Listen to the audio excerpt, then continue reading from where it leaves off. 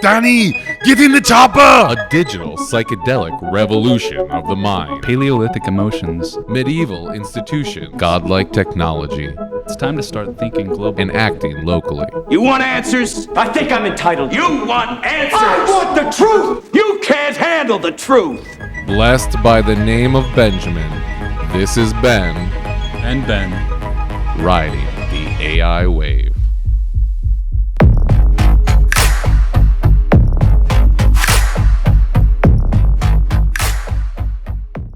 And we are on. That red light is on. And do we have video? We do have video.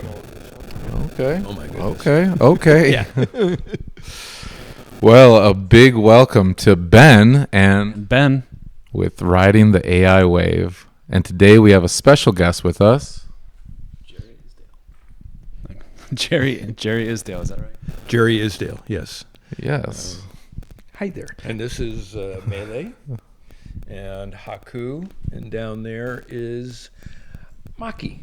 There we go. The triad. Yeah.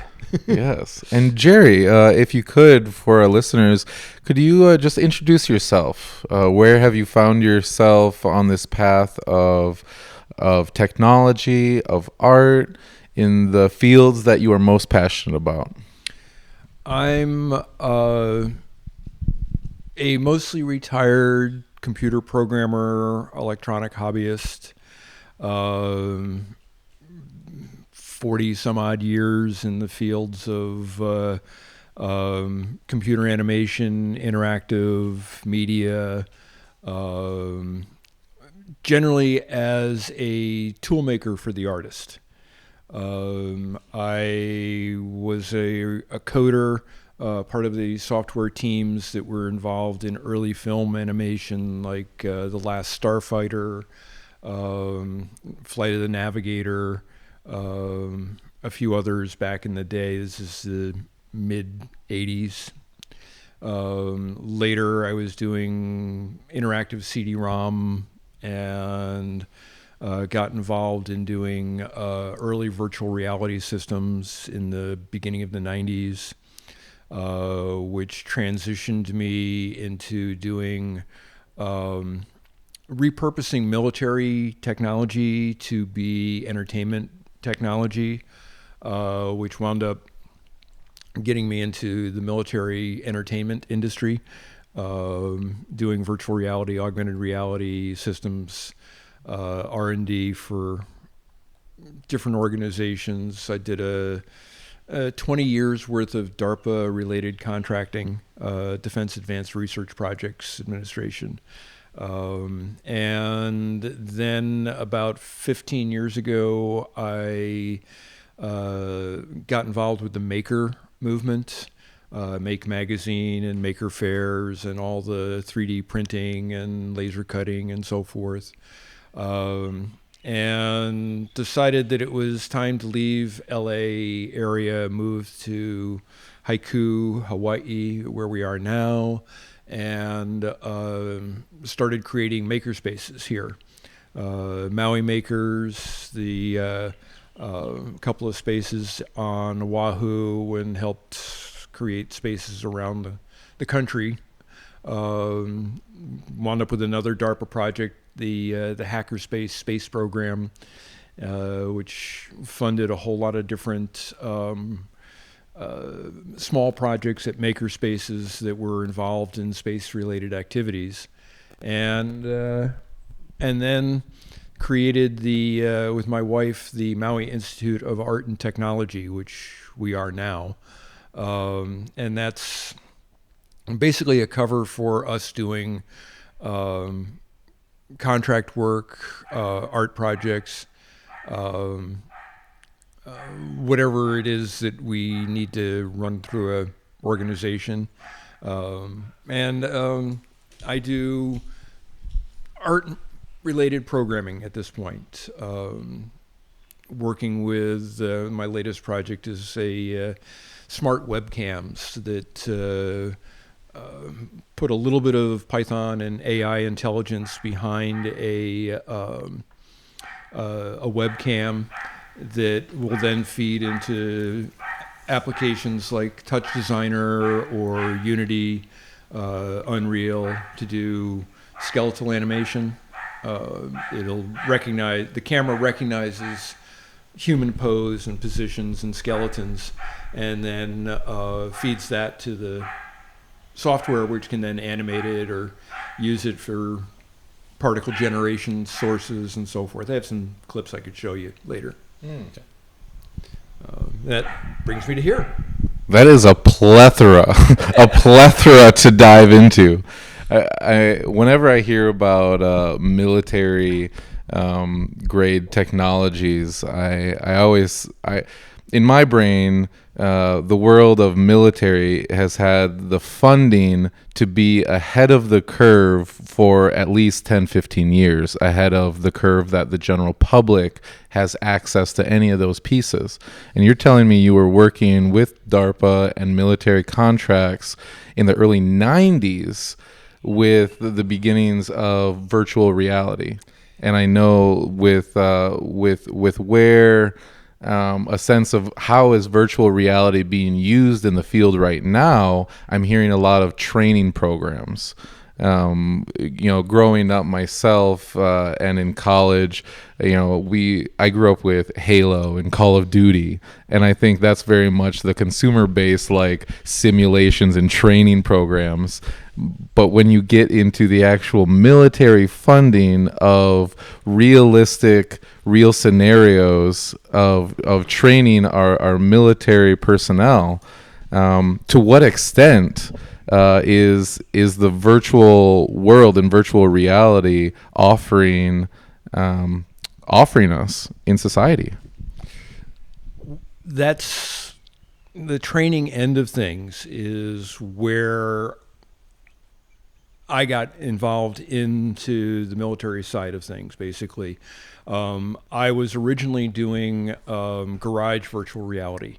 I took the Nintendo Power Glove and with a conglomeration of basically international people, we combined it with a program called Ren 386, which would render in real time on a 386 computer, very low polygon CGI or CGA level graphics, nothing very high resolution, but also using the sometimes the Sega shutter glasses, repurposing consumer gaming technology from the closed systems they had to being open source software. Demonstrating that at a VR special interest group in Santa Monica, I met some of the other people who were doing demonstrations and talks about the system called SimNet. SimNet was in the late 70s, early 80s. No, excuse me, late 80s, early 90s, because that's the time frame we're in there. They built these tank simulators, basically a network of tank simulators. And with these, they could train a whole platoon or a company of tanks who, it's extremely expensive to actually take the tanks out and run them through training fields. There's the wear and tear on the machines, all the people you have to get involved in things. To do it in simulation and let these guys do just the tactics that they were needed to do, how to do things in their groups, worked extremely well for them. They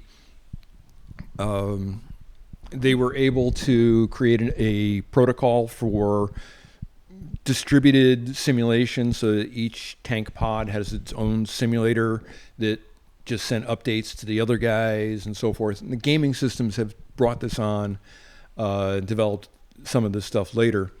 The guys that I met they called themselves cognitive engineers. They were, some of them were engineers, some of them were psychologists. There was a wonderful guy who was the we called him our English major. He was a Marine major, retired, who was a Yale English graduate. And they wanted to take the SimNet technology and repurpose it to be a network of racing car simulators. And they figured that, how could we take all this stuff and find out how to do it cheap enough? So they looked around, they said, well, we need somebody like that Jerry guy who we saw, he does it real cheap. How can we find somebody like him? And then somebody said, well, why don't we call Jerry? So they did, and that led to me giving up contracting work and getting into building simulators.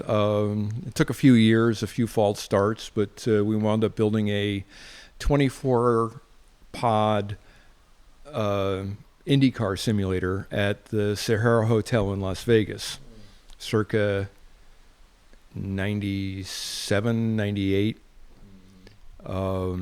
And it was amazing. It had 3 screens of 3 video projected screens with blended edges and 16 channels of audio and a wind generator and a motion platform. And it was the connection between all the systems was the SimNet software. Yeah. So it was the same stuff that was running the tank simulators.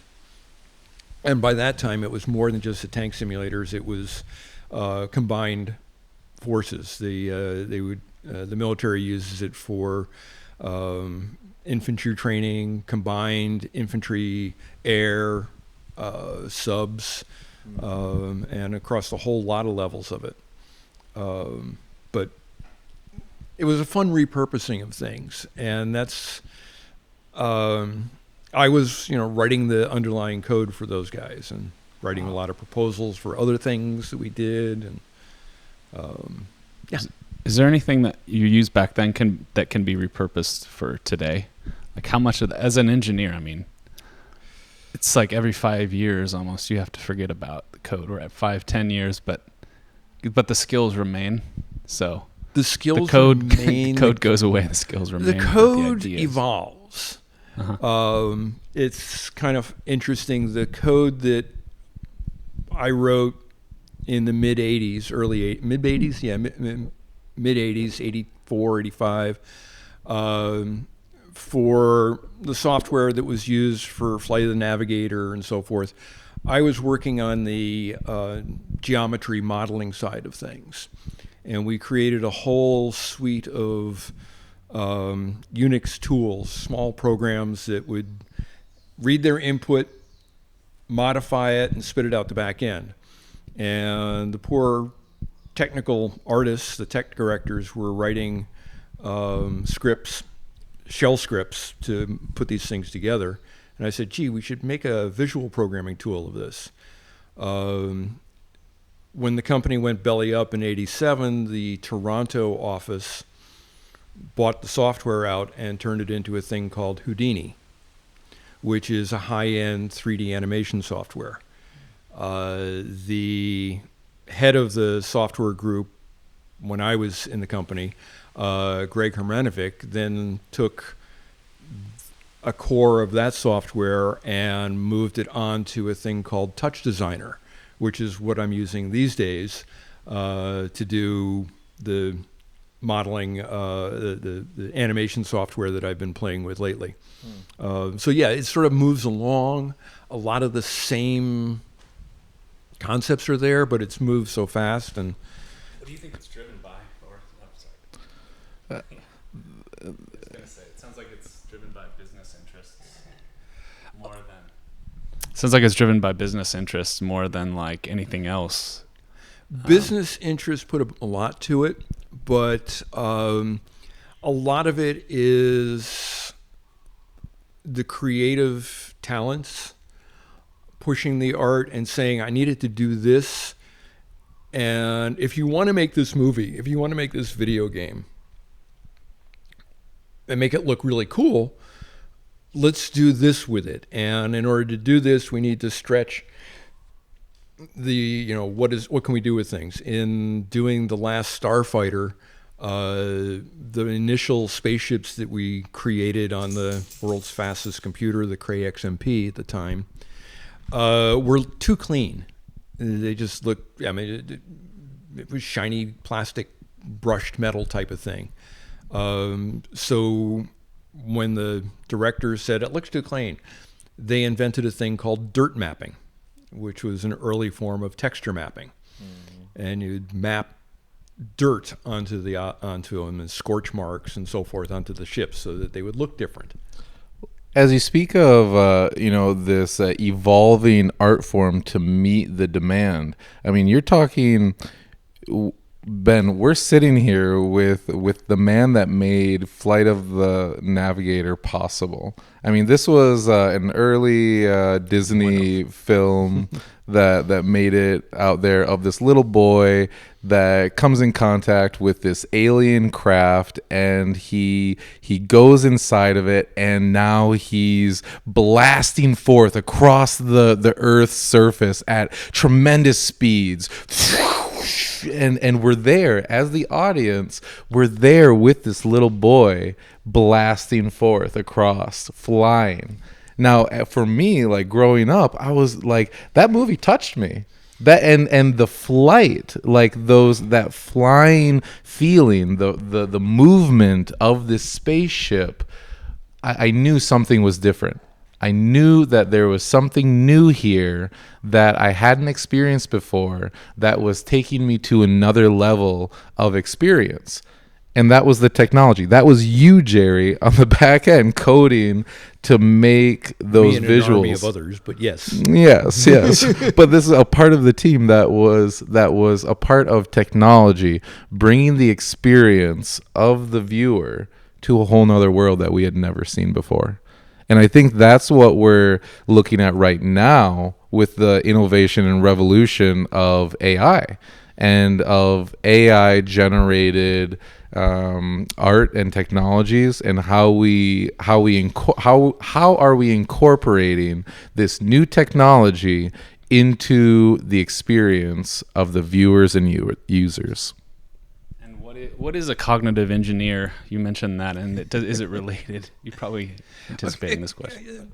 I'll drop to that one first. Cognitive engineering is applying the principles of cognitive psychology through engineering into creating an environment or creating the system that you're building. Thinking about, okay, what are the cognitive tasks that people are doing? They did big studies on what are the tankers doing in these things and what do they need to do. And part of it was inventing a thing they called selective fidelity, where when you're building the physical simulator, you don't need to simulate everything at high resolution. You don't need a physical button for everything. You don't need to have an actual fire extinguisher that's sitting on the wall there with the guy. You can just paint one on the wall. The devices that the guy needs to reach out and touch have to be in the right places. They have to be the devices that they're using.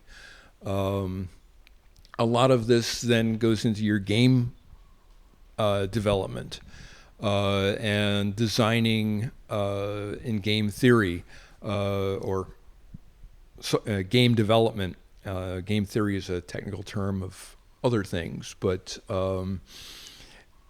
when you're designing your virtual environments and you want people to do something, a lot of your worlds are, the free roaming worlds, but you want the people to go somewhere. So having a visual attractor or an audio attractor over there, that little light over there down the hallway. Okay, let's go down that hallway. There's a blinking light over there on that mountain. Let's go over there and find out what that is. And in the lower level games, it's, you see the column of light over there and you know that that's where Zelda needs to go to find something. I was just gonna say I've been playing Zelda Tears of the Kingdom with my son lately, and we absolutely love the open, like it's essentially one giant sandbox of all, like you can do anything and everything, and continually going from the sky world to the land world to the under the depths world, and you can transport, and move, and you have to but say you're skydiving and there's that little light, or there's that star fragment that's falling from the sky that you go and chase down or so. But this cognitive, when you're talking about the cognitive and psychology of bringing into another world, it makes me think of, putting on my Oculus and going into VR, and what's the game? Maybe Hot Shot. It's this shooting game where you have to if you move, then the rest of the action moves with you. But if you stay still, you can line up your shot. And it's a really wild game because by the end, I'm just gonna what's it called? Not an icebreaker. It's when you tell somebody something. Prompting. That is a spoiler alert kind of thing.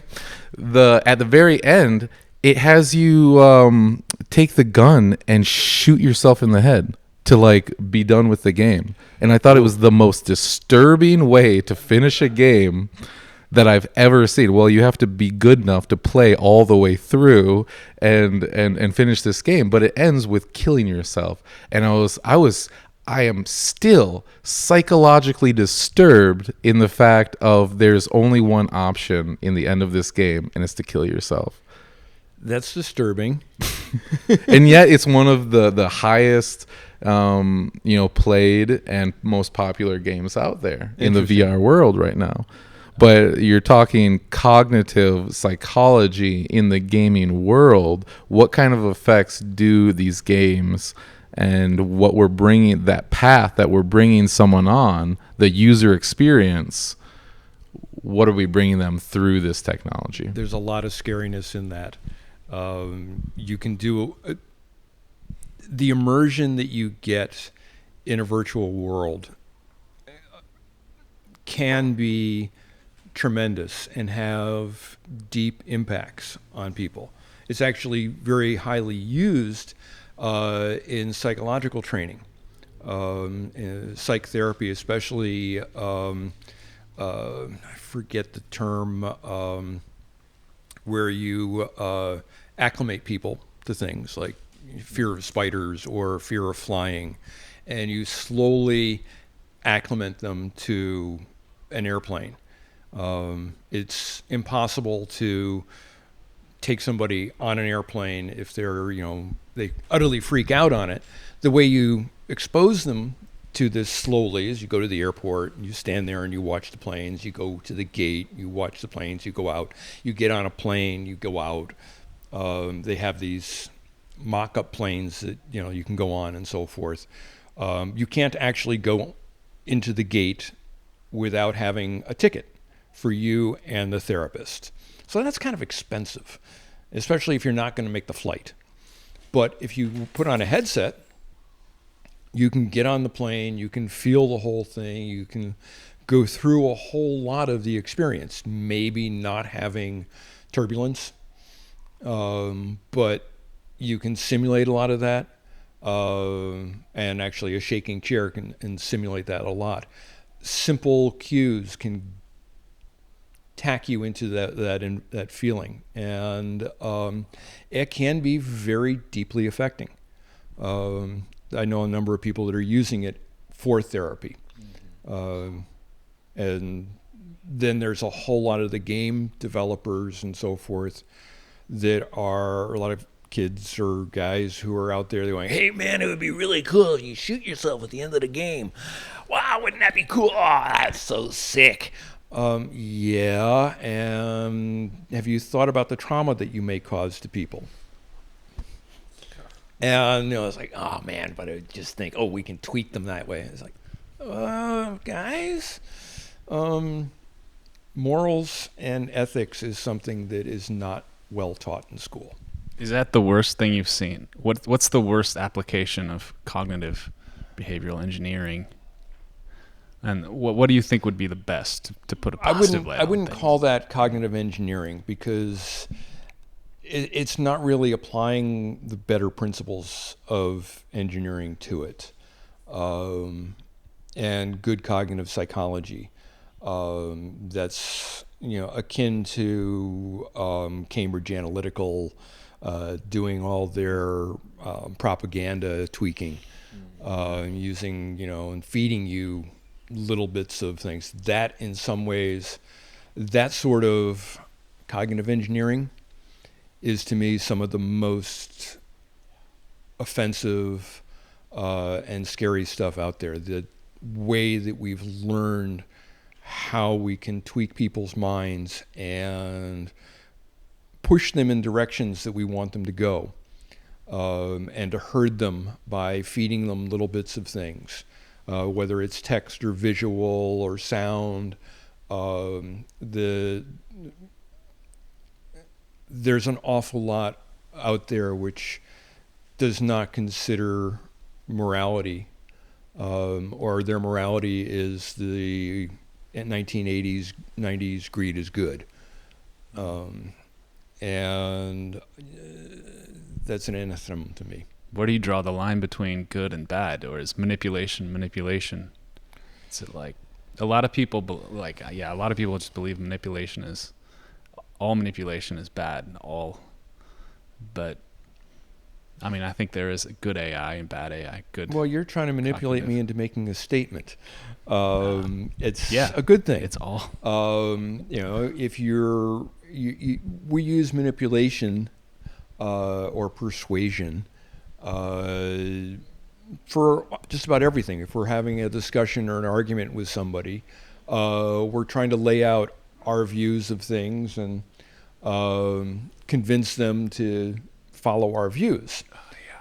Where it becomes evil is the results along the way, and the end results.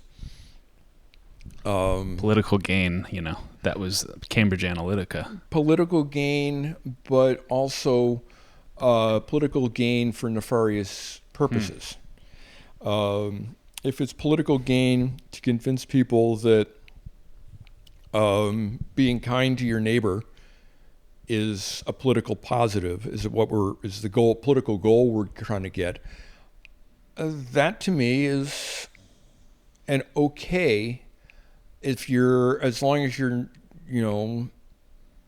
not being nefarious about it. The lack of morals to it is what it gets to me. When you want the people to believe and do things so that you can make money, and you'll take their money or get them to do things for you. That kind of making crosses money the line. That's what big tech is all about. But I wouldn't consider it immoral. at some levels, No, 'cause that's business, making money but- is not immoral. But it's the level of manipulation. Late stage capitalism, whatever that hello. means, that we're living in now, where huge corporations gobbling up things to the benefit of a few billionaires, our neighbors, is offensive. But then again,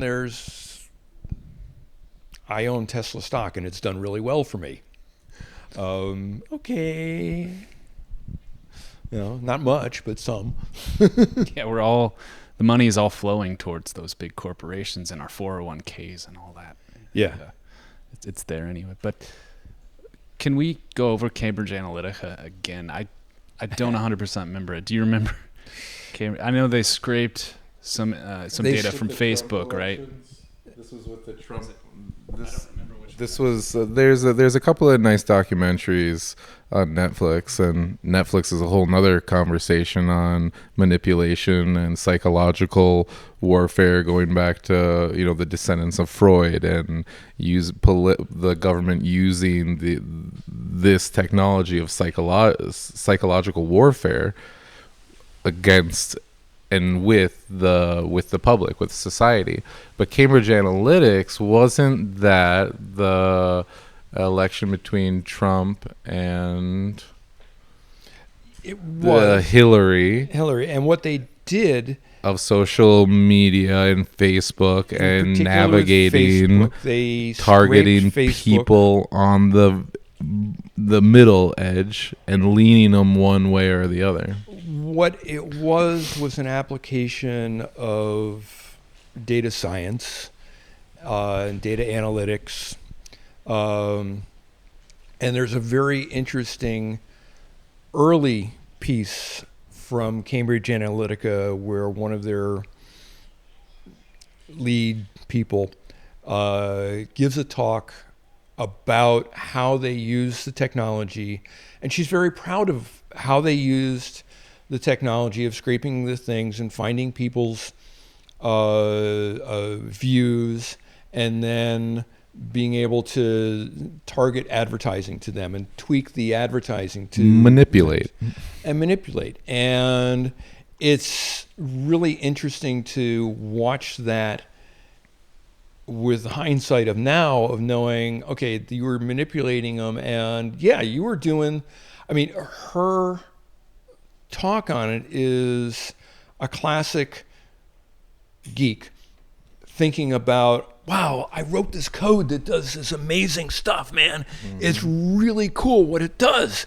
And it does all this stuff. And, look at what we were able to, we were able to do when the technical parts of it. We were able to take this data and we were able to manipulate it and find these things and use it to do this. And the results were like this. And we actually had a positive thing where we can move the people's opinions. And look how well it all worked. The mad scientist. It's like hacking the brain.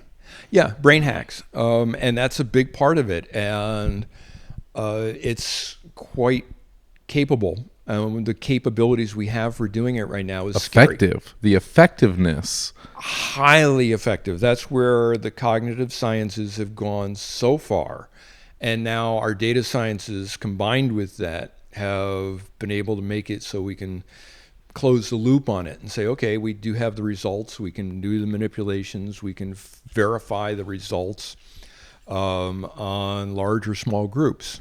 So do you think one of the keys for the mass public is to understand in which ways they're being manipulated so that they can again have a sense of choice and freedom and their own sovereignty and will? Very much so.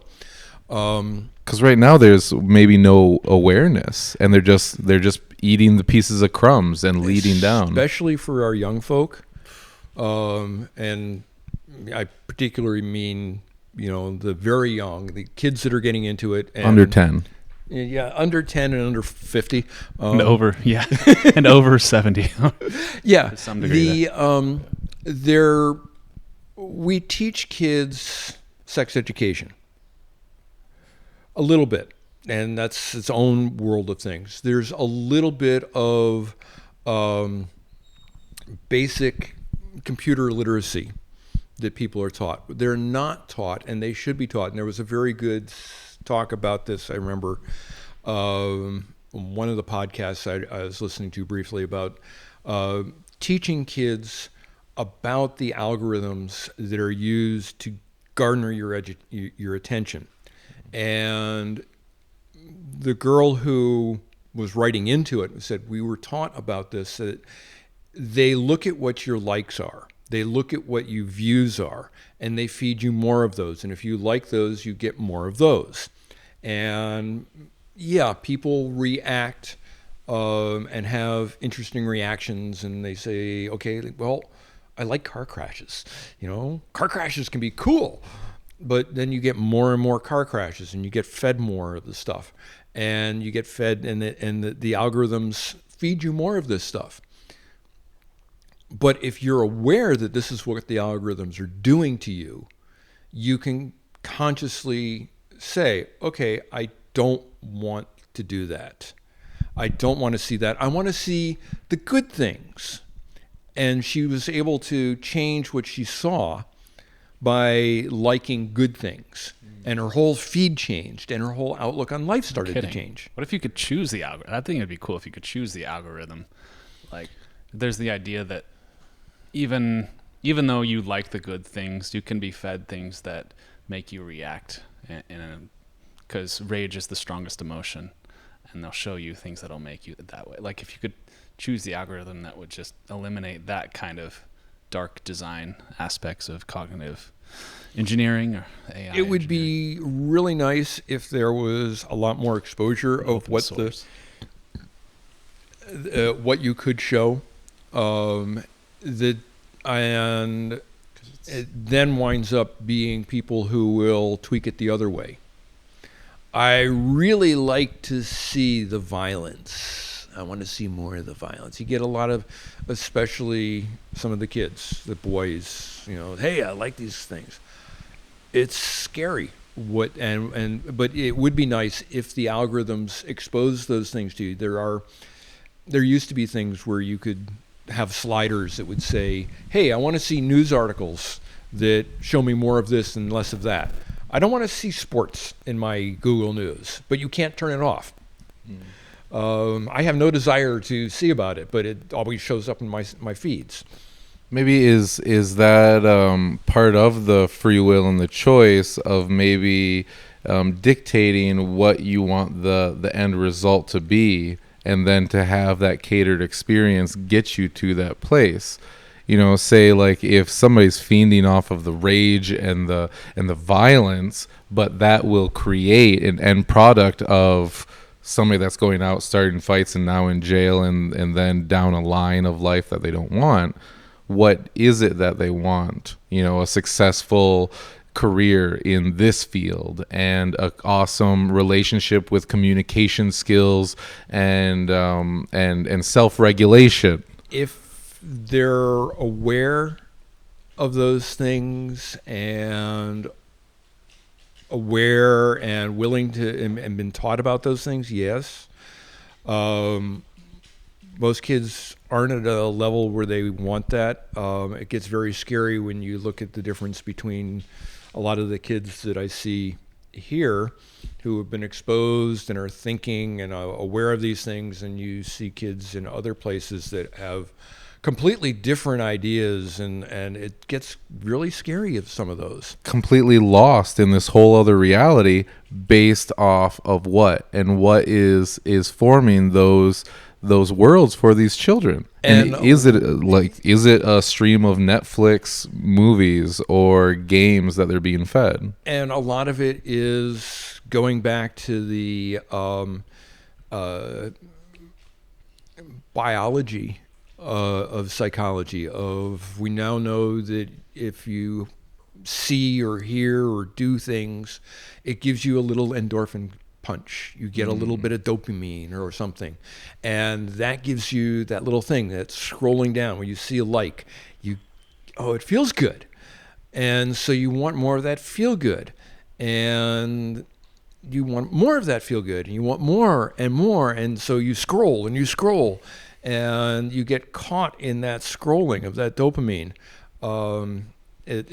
There's a lot of game design that is very much, how can we get people sucked into our game so that they will play the stupidest games for hours and hours on end or days on end and get sucked into it. It's a race to the shortest attention span, I believe. And then to keep feeding that. Right. And it's scary. We were talking, you'd asked a couple of questions. You'd asked a question, and I said I'd take care of the cognitive engineering side first. What was our other one? Do you remember? I believe I was talking back on Flight of the Navigator and how technology was bringing the user experience to a whole nother level that I would say society hadn't experienced up until then, because of the technology that you and your team were developing for the masses. And so now with riding this AI wave, we have this new tool, this new technology at our fingertips. We're sitting in a home of art. Two artists, husband and wife, both incredible artists, both in a physical medium and a technological medium. And in that world, say, of Midjourney and DALL-E and these other AI art mediums, how are we seeing this next level of technology in society to create a user experience that is beyond, that is taking us that next level and step? It's not a technology. It is multiple technologies. People take this term AI, and a lot of people say ChatGPT or chat. That's one particular technology, which is the large language models. And even in that, there's a whole lot of variance. But it is one approach in technology of stuff. And there are a whole lot of different levels of it.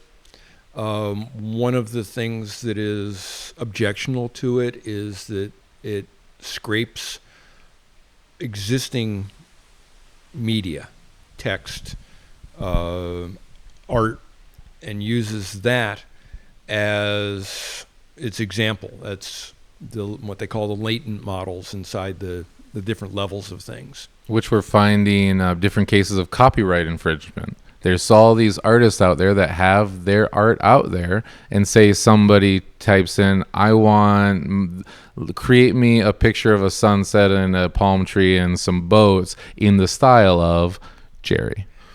Yeah. And now Jerry's... And if it knows that person's style, it can do that very well. There are a number of tools I've seen recently where you can feed it a few dozen examples of your own art style, and then say, I want a hula dancer in my style.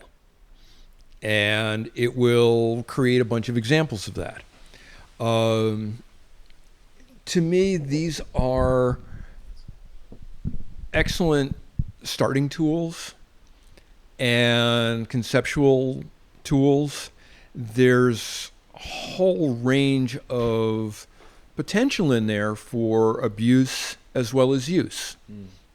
You can create some really beautiful art, tweaking your pictures and creating it. That process of, some people call it prompt engineering, or a variety of terms that have come around for it, where you tweak the feed that you're giving the AI tool to create and find its things. That's a whole new craft in itself, and a whole art.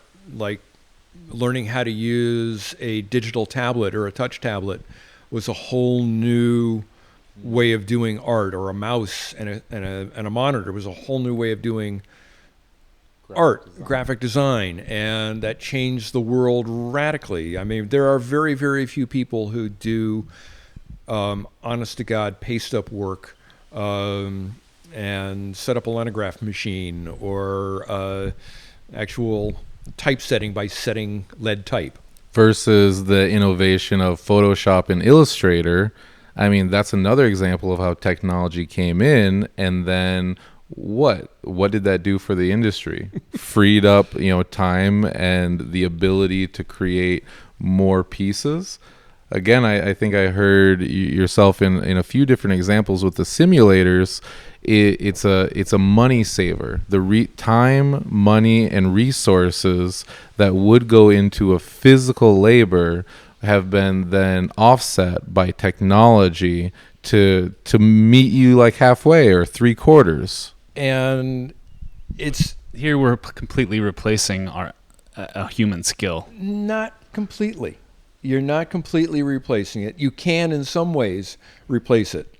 You can have somebody do a prompt and so forth and create an image or an animation where they have no skill in doing that themselves. I can't draw worth crap. But you can draw crappy. I can draw crap, but I can get a reasonable start with an AI program. But you look at what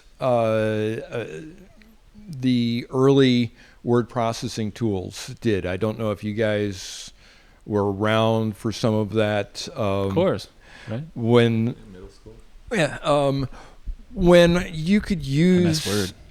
your computer, your home computer or whatever, and create a newsletter, and you had 10,000 fonts. And you could put it in all sorts of colors. MySpace, God help us. When you could put all sorts of blinkies and emojis and colors and flashing things and all these fonts, and you used every damn one you could because, wow, you could. And, the end result was something that looked like vomit. And it takes skills to create good stuff. The right skills, the right training, the right exposure to the skills. And then again, as time has progressed and the technologies have progressed, a lot of those skills have been merged into the actual tools themselves so that they push you to making the right things. Website design used to be a whole world in of itself. God, I remember some early designers who were so thrilled with their fancy interface that they'd built, where you had to run your cursor around this environment to figure out what was the hot things, where you could click on. And, as we called it, hunt the interface. I want to go into the website and I want to find the products and read about the products and order the products. Data oriented. Right. I'm task oriented on it, and I'm not looking at it as a game to look over this thing. If I want to play the game, yes, there are amazing games out there like that, and there are great puzzle games to do that. But and there are now tools that help you build Shopify websites and so forth that are very simple, very easy to use to set up and make a decent shop. Whereas you don't have to pay your web designer thousands of dollars and multiple iterations and convince them that you want it to look this way and not that way. To have a bottom line on it though, but like, would you rather be engineering now? Would you rather be like an active engineer in the job? You said you're semi-retired, but say, would you rather be a 30-year-old or 25-year-old engineer in this world of AI where people are building up skills that are taking 5-10 years, and then the AI tool comes out, supplants these skills, like, oh, I can do all this in a prompt? You're familiar with the singularity concept, where originally the singularity idea was computers and AI are going so fast that at some point there's an exponential curve, and at some point it becomes asymptotic. Way up here, we don't know what's going to happen on the other side of it. There are these rapid change technologies happening across the board in so many fields, and they are feeding each other across all these fields. Political, social, economic, technologies, entertainment. And it's evolving so fast, we don't know what is on the other side. And it's all these different waves going backwards and coming from different directions. And that creates an utter chaos. We don't know what's going to happen on it. It's happening, and the changes are happening so fast. Looking at the current SAG strikes and the Writers Guild and so forth. Yeah. They're on one hand, they're really ticked off about what has happened in the streaming media world. Contracts were written when streaming media was early, and they let things slide on that because they were focused on what their old technologies were doing. So they didn't get heavy residuals out of streaming. And then the way streaming medias and streaming shows were created, where no longer is a show, a series shot over months and months and a whole, 6-9 months of shooting a series that'll air over a year. Now they shoot the series in 2 months and it goes live. Maybe they do an episode a week is released, or they just throw the whole thing up there online and it's there. Do you think these changes are more exciting, or are they just more exploitive toward? I mean, back to my question though. Like, as an engineer, I am both fearful and more energized than ever. I think we live in the most exciting time, it's a curse, perhaps ever, and it's that ancient it's also, curse. Like, you live in interesting times. Yeah, I mean, I think there are like so many engineers. I think they're flooded with engineers that maybe we don't need. Maybe 80% of them won't be around in 5 years. Won't be employed in 5 years. What they're trained in, and what scares me is their lack of training in other areas. The lack of morals and ethics, the lack of exposure to other people. So many of them don't have social skills. They've grown up playing their video games, being online. God help them, living in their bubble, and the whole. You're avoiding the question. World of. I'm excited about what's possible. More. The capabilities of what is possible. It scares the daylights out of me as to what is possible, knowing how many people use it to nefarious purposes. Seeing what you've seen and the experiences you've had throughout your lifetime, what are those fears that you see that just scare the bejesus out of you, of seeing the capability and technology we have right now? To what ends would you be wary? Social interaction is a big one. We live in a society. That means we interact with other people, in person in particular, as well as online. I've been online for 45 years now. And I've had emails since 1987. Jerry at gmail.com is his address. It's got the one and only, the first. And actually, it's not 87, it's 77. 77. In the late 70s, I got my first emails. Wow. I was in college at the time, and I was on CompuServe, which was an early BBS, bulletin board systems. These things predated Reddit and so forth, but the feedback that it provides to poor ethics, poor morality, poor interaction with people, lack of empathy. In my mind, there is a major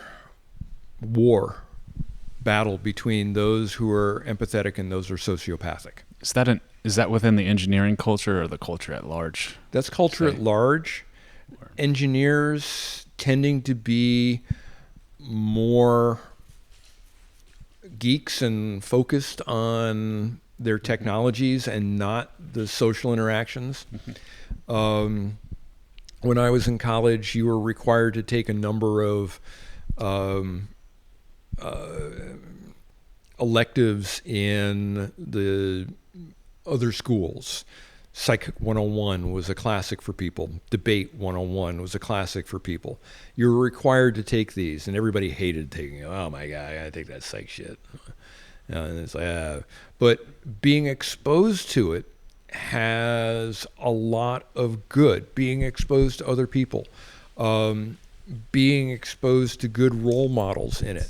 It's psych though. It's just they learn how to manipulate. Then you learn the manipulation. And if you learn that you can be manipulated by these things, you can be aware of it, and you can say, okay, I'm in a bad relationship. I'm being manipulated. I'm being gaslighted. This is a, we're a codependent relationship here. Sometimes you get pigeonholed and you get stuck on these words and so forth with it, and people fixate on those. That's not good. But you can also learn a lot and know a lot from those and be able to change with those. People have, because of the ease of access to media, and especially in our culture, the world of free speech, which is a vicious double-edged sword, because you, as a proponent of free speech, you give free speech to people who are actively preaching against free speech. Mm-hmm. And you can't censor them because that's censorship. And they will come at you because, that's censorship. You're trying to do cancel culture. So it's this war of presenting your views of say ethics. It's like there's a war of just convincing the naysayers that there's a responsibility of ethical and moral ground that needs to be upheld and stood for in these growing fields. Because right now it's like I hear a lot of the mad scientists and a lot of the engineers that may be disconnected with that empathy, that just want to create the thing for the sake of creating the biggest and most smartest, supercomputer, not right. to think of the ethics. So how are we merging the world of ethics and morality with still that capitalistic, gain? A big part of that is moving away from single bottom line. Looking at the big picture. A bigger picture. There's we have for many decades, centuries, looked at a business is, especially in the later years here, it's the bottom line. What have we made this quarter? What's our growth? What's our income this quarter? Stockholders. And it's only measured by money profits. There's a couple of different B corporations and other things that are out there that have been developed. One of them is the triple bottom line. People, planet, profits. People, planet, profits. If you look at your business, planet, people, profits, people, planets, whichever way you want to look at it, all three of those, you look at the bottom line as three different bottom lines. They're quite related. And your business decisions need to consider all three of those. What does this do to the planet? What does this do for our people in our greater society, people around the world? Mm-hmm. And what does it do for our profits? And what does it do for other profits? One of the things that's been touted in economics lately, or last 30, 40 years, 80s on, consolidation of of companies and mergers is, in the short term, good. Bork in particular was very much, if the mergers and so forth are reduce the prices for the consumers in the short term, it's a good decision. Because aren't all of our corporations and businesses, all the major names, was that 5 major families and corporations, maybe 3, depending on how high you go up of that ownership and now the merged consolidation together. of it. Right. But you look back and you look at what has been happening as the small businesses. And in the last few years, we've had a shift in the U.S. policies that small businesses are actually where most of the economic drive comes from. Small businesses fail. Small businesses start up and run and merge and fail and succeed. It seems now the greatest outcome any small business could have is to be bought out by somebody bigger versus going bankrupt and failing. It's like you either fail or you get eaten up by somebody bigger than you. I've participated in a bunch of incubator and startup weekend type of things and so forth. And a lot of, especially the venture capital type people behind these and in other areas, it's very much a what's your exit strategy? You want to have, you're developing this business to flip it.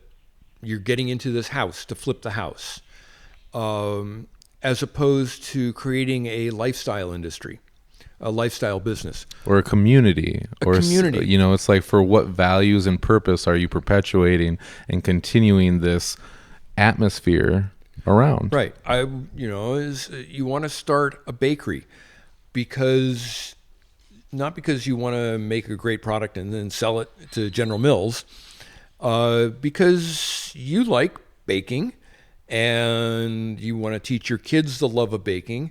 And so you have a generational bakery that has been there for 100 years. Look at Europe, the patisseries. Yeah. You know, the corner patisserie that has been passed down through generation and generation, because that's a staple part of that community where the kids know where they're going to go after school to pick up their little croissant and They know sausage. it's good, and and there's a whole community around it. Yes, Ben. Are there any infrastructural differences between Europe and the U.S. in terms of like legislation that makes it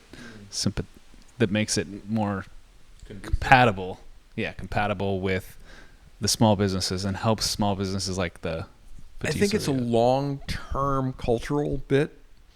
Europe Cultural. was highly fractional. I mean, look at Germany. How many different fiefdoms were there in Germany before, 150 years ago, it got consolidated into a country, and Italy, and all these little regional spaces.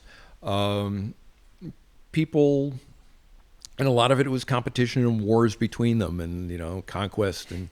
They consolidated too, right? Yeah, and they consolidated, and there's a beauty to the consolidation that, yes, you can do better things if you are looking for that greater good. There is a dynamic in the U.S.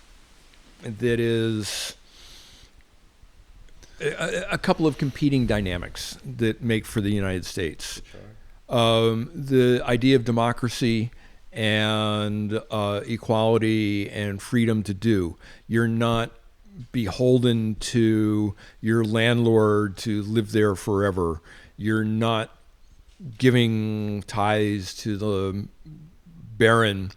You have representation in the lawmaking body.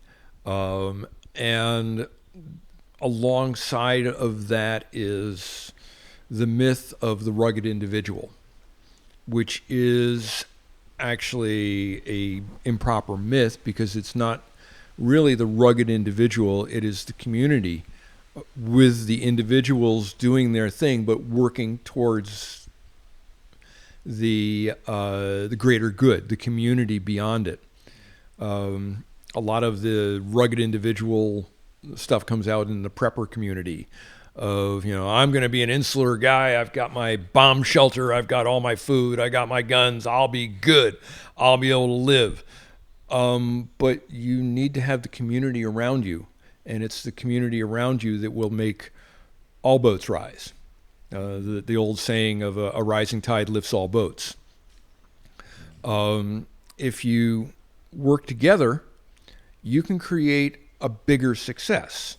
The success the U.S. had in post-World War II, a lot of that was working together, we can make a better place. We had a lot more social equality and feeding small businesses. And yes, there was the bigger corporations doing their thing too, but amazing amounts of middle class profits and a huge middle class, which is since the 80s and 90s has been gutted.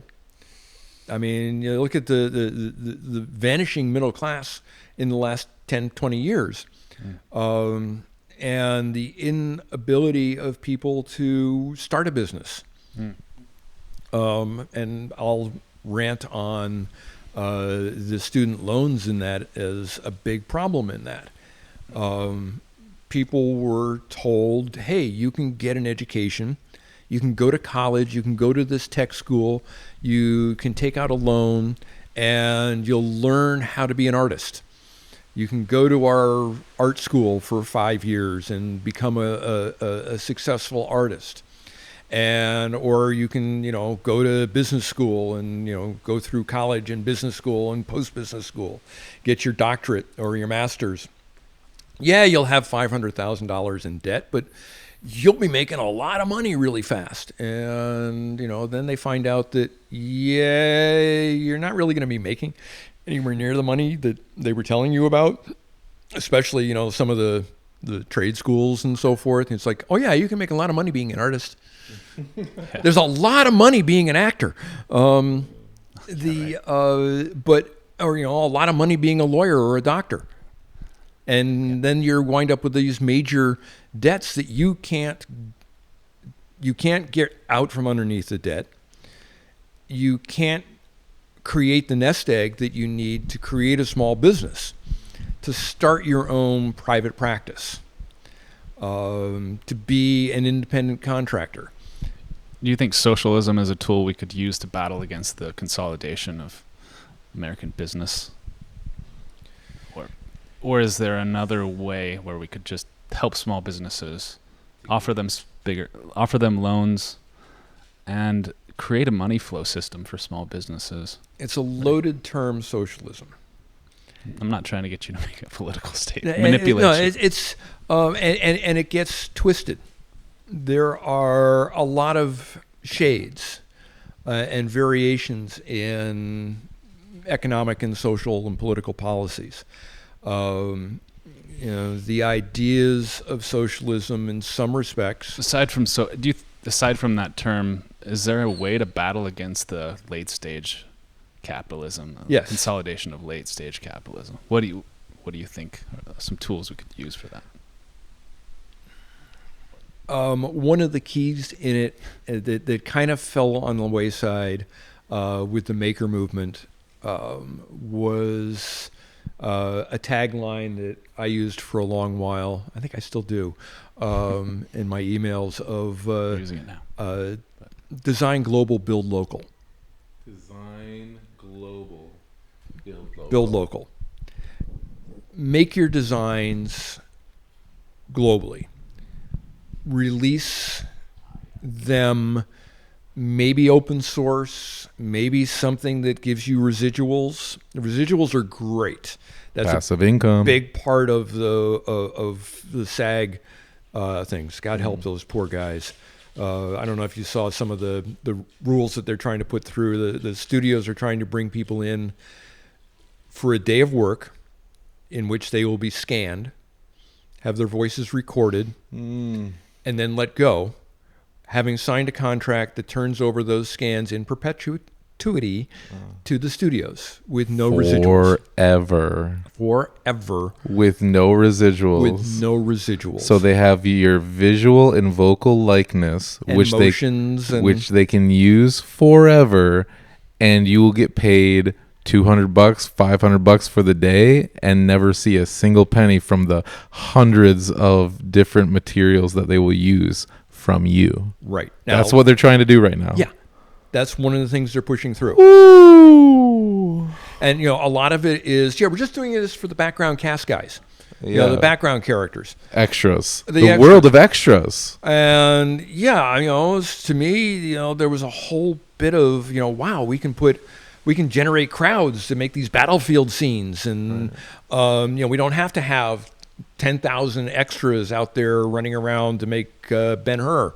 Braveheart. Yeah. I don't have a problem with scanning or anything. I just have a problem with the no residuals part, mostly. Yeah, the no residuals. If you know, give the people the passive income.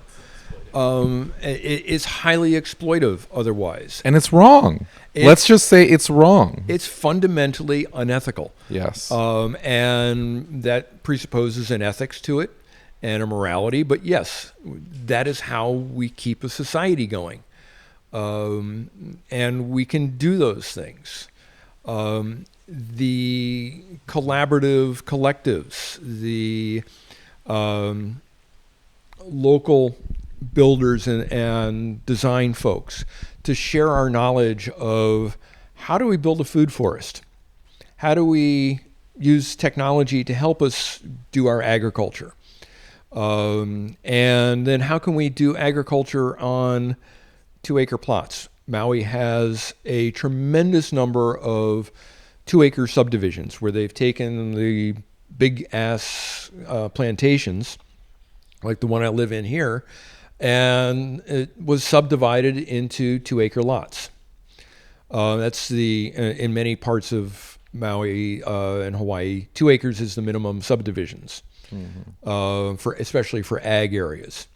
And if you're ag zoned and you have 2 acres, okay, you can grow and do ag here, and you can get ag water rates if you can come up with a water plan and everything else, a business plan to make money on Haku. Lizard people. Maki. Sorry about all that. Yes, come here. The geckos. It's really hard to run a business as a business, to have all the thoughts of how to be a business person and to be an ag person and to maintain your homes and so forth. You want to have your house, you want to have a cottage, you want to have living space for people, but your community. To do that all alone in that individual basis. Even would an Android help with that? Like Tesla's building Androids, or is that gonna long term? Maybe there are things that I could see, and there are weed pulling, weed killing, trimming, but it doesn't. It only works because the bots can deal with a very regular structure. Could build locally for us in a way. It gives us labor and it maybe work locally. in some local areas. If you're doing raised bed gardening, maybe raised bed garden, row crops type of thing, you can do that. But if you're doing a varied garden, and it's really hard to take and say, okay, I'm going to take my 2-acre plot. I need to make at least 50.1% of it in ag, not counting buildings, not counting my tool sheds. And so, 50 some odd percent of it, an acre or more, is going to be farmed fairly intensively. And I have to be able to make a profit on that or make income out of that. So you need something that's going to be regular that you can, base off of. And what I'm hearing is say with these bots, with these androids, it would have to be in this certain way. You would have to do it in a raised bed, in a very formal, formatted, structured kind of way, which is debatable whether it's natural versus, say, a permaculture food forest where it takes a human touch to be able to see all the different intricacies of how things are affecting everything else and to bring in that touch each step of the way. In 10 years, it might be possible that bots could do these things. The capabilities are there, but then you also have build local issues. The materials that go into a bot are limited resources. Mm-hmm. There are a lot of rare earth metals and some nasty refinery techniques and the inability to recycle things. Consequences for just even going down that road that you have to be aware of and accept before making a whole structural, A full system life cycle concept and engineering of it. Yeah, those are solvable engineering problems. Do you think, or with the I think material they're science? well. and- I would call into question whether they. It may be engineeringly possible, and maybe business possible. Is it societally desirable? People, planet, profits. On the other hand, if you have a collective in which there are some people who are bookkeepers, there are marketers, there are drivers, there are farm workers, field workers, people who are willing to go out and work in the sun for 4 to 8 hours.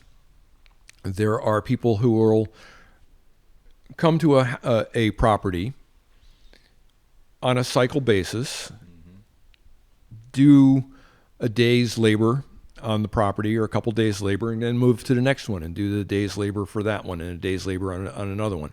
People who will manage the crews that are doing this. Where do those people live? I'm hearing a fundamental cooperation and collaboration to create something that works for each of those different pieces of property and people. Yeah. And then you can add technology to it. You can add your IoT, the Internet of Things, where you have sensors throughout the yard that are monitoring water, and maybe a bot that drives around and does visual analytics on the plants and says, there are spots on this one. Call in the expert to look at what the spots are. We have aphids here. I've recognized that these are aphids, and we need to do something about these. You could have these technologies augmenting things, as well as the technologies that are augmenting it at higher levels. What crops are needed? What are we selling? What do people want? Where are people buying it? What is the desired foods? There is a very interesting project going on here on Maui to build a information dashboard using data sciences and data collection, and to know what people are buying. Mm-hmm. What are the farmers growing? And this is using some aerial imagery, satellite imagery, and there's a lot of issues in that. Mm-hmm. It's a NASA project brought to the island by the United Way. The United Way. The United bringing NASA and surveillance and data collection to find out what's being farmed and what's being purchased. Monitoring it. Monitor and using the data science. And it's not... What is the United Way, actually? The United Way? Pardon? What is the United Way? The United Way is a nonprofit that is deeply involved, and a lot of what they do is fund other nonprofits. As I understand, a lot of donations go to the United Way. They collect the donations and feed them to the other organizations, Feed My Sheep or Grow Some Good, or these other organizations that are around. And as well as these other projects, and do these projects for things. So they're aware of, okay, what are the EBT, the food stamps, whatever they were calling them this month, what are they being spent on? What are the prices of stuff in the markets, both the farmers markets and the commercial retail and wholesale markets? What are people moving? What are the desires? Where is this moving? What is being wasted? What could Right. be reused? To that effect, I mean, it seems like people, planet, profit. Our organization seems so dysfunctional, like the government organizations especially. But you look at like, capitalistic organizations. It seems like it's ambitious to choose all three, and that we can only choose one. Like one organization has to optimize for one. It's hard to optimize as a organization for three variables. Optimizing multidimensional optimization is significantly harder than a single variable optimization. And I think that's the challenge that we're being met with right now in society, because we've looked at and we've seen when a business optimizes for profit. We've seen things that optimize for people. We've seen for planet. But right now it feels like we have the capability and technology to be able to expand a business and a venture for more than just one of those. But we need all three. And as I said, we have a multitude of fast-changing technologies going on. There are a multitude of issues and a multiple of nuances to the issues. It's really hard to optimize and to even grok how to deal with one of those when we've trained people for decades that you need to optimize stock price. Stock price is the thing you need to get, or your buyout. What is your buyout at the end of 6 months? These are the short-term goals. Your short-term stock price, your short-term value of extraction, your short-term commodity pricing. How can you get your residuals out of it and make money out of that? Then you have socialism, which is a people who supposedly and people, and then you also have another side in the people thing, and the government running it, and you have to recognize that in the government there are people who will be optimizing for their own personal goals. The people who are mini bureaucrat empire builders who want to run things their way, and they can do it because it's their way and they have that little bit of power, and they will use that power. Sounds like a failing in government when we have government officials that are looking out for their own personal gain or their own personal family's gain versus those that they represent. Is it a failure of the government or a failure of personal ethical morals that are taught to people?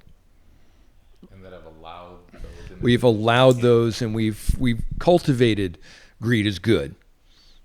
And we've pushed that for the reason a corporation exists, and the goal of a corporation is to feed its owners, its stockholders. For 100 years. Industrial Revolution, Henry Ford.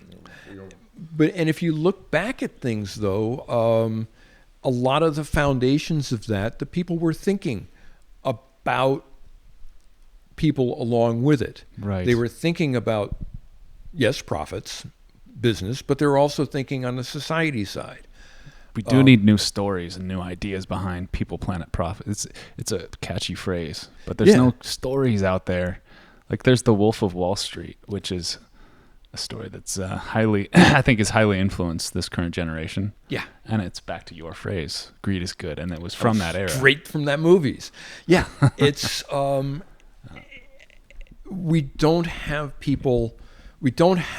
a lot of people pushing the mainstream, if there is such a thing anymore, of people, planet, products, people, profits. How can we do these things? There are groups that are doing it. There are people who are thinking these things. There are a lot of them that are sharing the ideas, designing globally, build locally.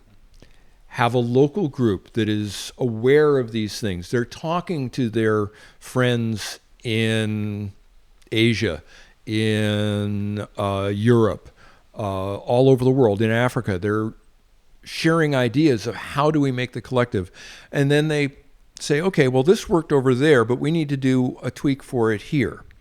So is this, going back to this element of humans, us, using the technology, the algorithms for our intended purposes versus for, the technology's basis?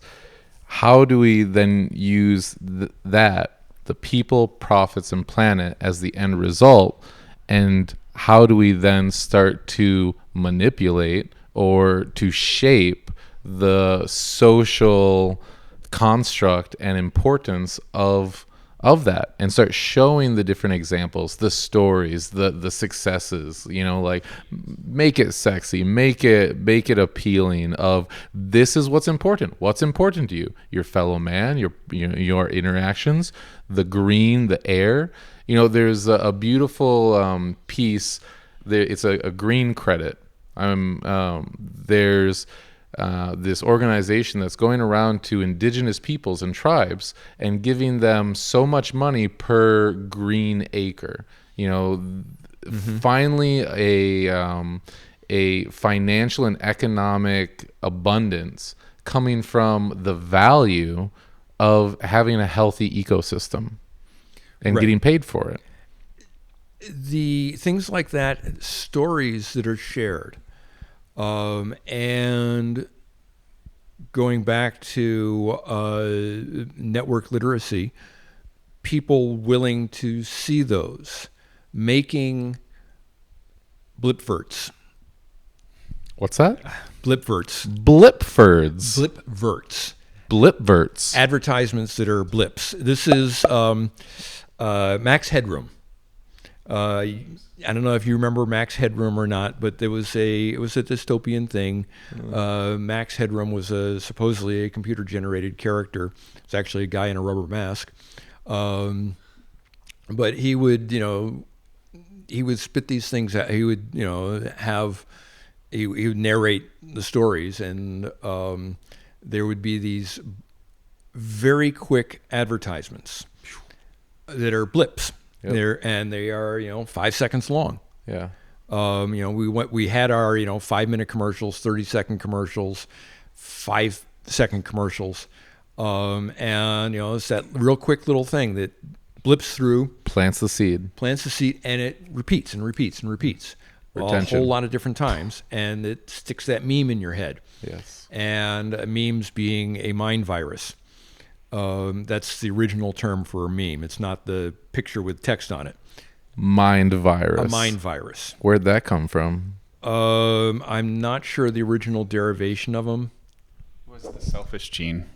The book called The Selfish Gene. Might have that's more genetics, and the genes of it. I think Dawkins. It might have been Regardless, Dawkins. I thought he introduced the mind it in virus. that book. It's a thought that gets in your head and replicates, and it works similar to a virus. It replicates in you, and you spread it to others, and that's what a meme was, a mind virus. We have the classic thing these days on your social media. Things like TikTok, God help us, running, feeding everything to the Chinese government and calculating your social scores. Do you have a hot take on TikTok? Huh? Do you have like a hot take on TikTok, or is it like whether or not it should be legal here, or should we just? I won't use it. It's offensive to me in many regards because of the levels of data harvesting that goes on with it. Have you used Have you used TikTok? I haven't. I have watched some things from TikTok. I don't have a TikTok account. I don't use a TikTok account. But you look at a lot of what goes on and is shared there, and what they push you to is very short clips that have a short lifespan. And this is a lot of the media push is short clips.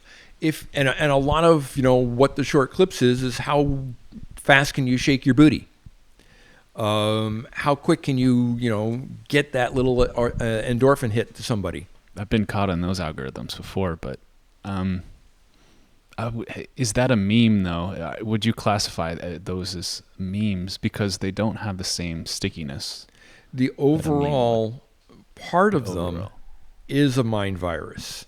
The shake your booty, doing that, whatever level that they will allow of self-exploitation or exploitation of others in a quick thing. Pranking people, but you got to be a quick pratfall, and you got to be able to do it and have the clip be 5 to 20 seconds long. Anything over that, and people are done watching. If you can get maybe the People Planet Profit type memes out there in that area, in the short form, things that people can do, and the short form education of people that the algorithms are doing this to you. Be aware of them. Well, you've heard it here straight from one of the godfathers of technology and innovation.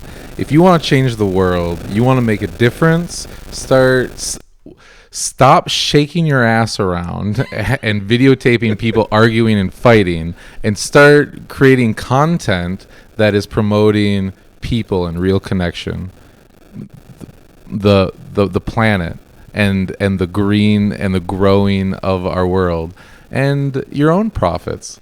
And you'll see with that good effort being created. And not just creating it, but watch it, follow it, like it, share it. Look at what other people are doing in that regard and share that. Stop sharing the shaking booties. Mm-hmm. Share the guy who grew something good.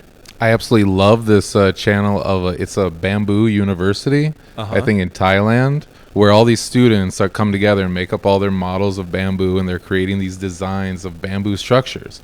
And it's like, personally, it's like, I love this. And for me, it's promoting all those things, the people, the planet, and profit. It's like, Ben, do you have any other examples of something that's doing good? I have a thought on this. So we're Ben, and Jerry's. So I'm thinking of the ice cream Ben and Jerry's. Go get some and gelato. how they have a sugary, enticing flavor, but they also have some good causes. I think that behind. Don't they support some? Yeah. Okay. They did. For the metaphor, they did. It's we do. It's locally sourced. It's harvested in good ways, and they give back to people in need. Yeah, and it's the design global, build local. You're making it local, supporting your local businesses, being part of that, and sharing it around. It's like, hey, I've got a great idea for a business. This has worked for me here. Here's my recipes. You can build it elsewhere. So it's a tangible metaphor. So back to ice cream, it could be like, okay, this is my secret recipe. You build it locally in your own kitchen. Get the recipe. Get the cream from locally. Cows. But here's the recipe. Mm-hmm. Global recipe. Local ingredients. Right. Local ingredients. Sometimes you can't have local ingredients. It's impossible. God help us, we don't have a dairy in Hawaii. So AI could help with that, because if you tell ChatGPT what you have, like what ingredients you have, it'll make like whatever. And you can use the AI to help you find these things that can grow here. Yeah. You can ask it, okay, what has grown in this kind of a climate before?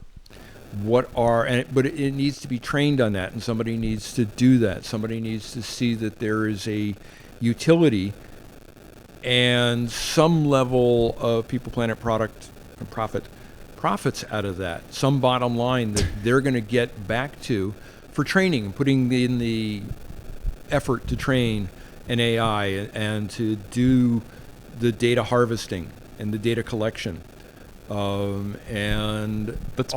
I say we make a meme right now. Let's try to make just offhand, off the cuff, of an example. Like if we were to design one, what would it be? We can just prompt engineer our imagination for it.